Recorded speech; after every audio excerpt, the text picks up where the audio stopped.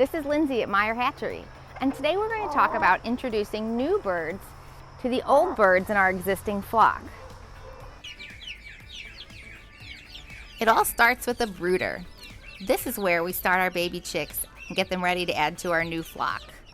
After the brooder comes our grow-out coop. Grow-out coops are important because they're a place for our young birds, as soon as they're fully feathered, to go outside and to live outside, but not be with our main flock that's significantly bigger in size and older and already has a pecking order established. Your grow-out coop should be a little bit smaller than your main coop.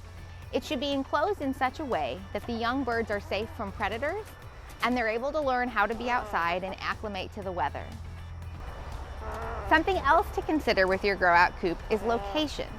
Just like any other coop, you want it to be in a shaded area that's relatively quiet and free of commotion.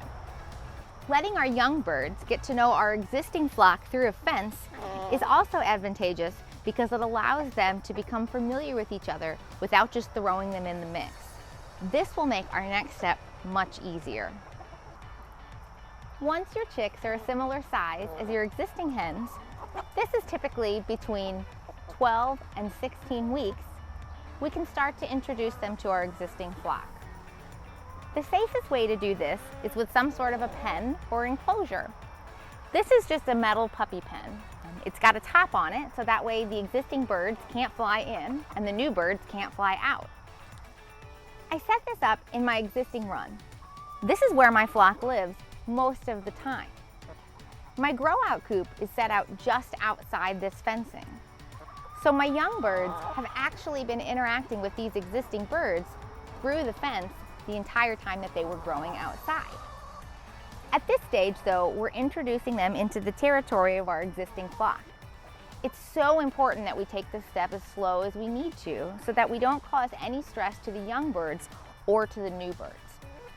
When I set up my pen, I like to make sure that my young birds have access to food and water. I don't want them to feel stressed, and I don't want them to feel like this is a bad place to be. My existing birds, I bring them over with treats. I'll usually use mealworms, you can use scratch, anything that they enjoy. So again, we're making it all a very pleasant experience for the birds. I can have treats in with the young birds as well if they're interested in it.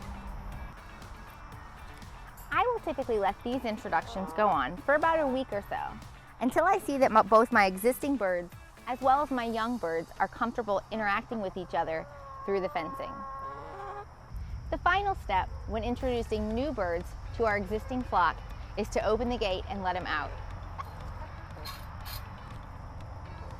They may not want to come out right away. If you've done a good job of making this a good place for them, they may absolutely feel like that they should stay in the fencing instead of coming out into the run. Since all the birds at this point have been interacting for quite some time, both through the fencing of our grow-out coop as well as our little pen, it's okay to pick up the young birds and put them into the flock.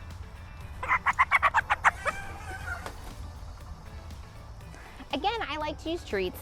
I'll scatter them out so that everybody has as little stress as possible.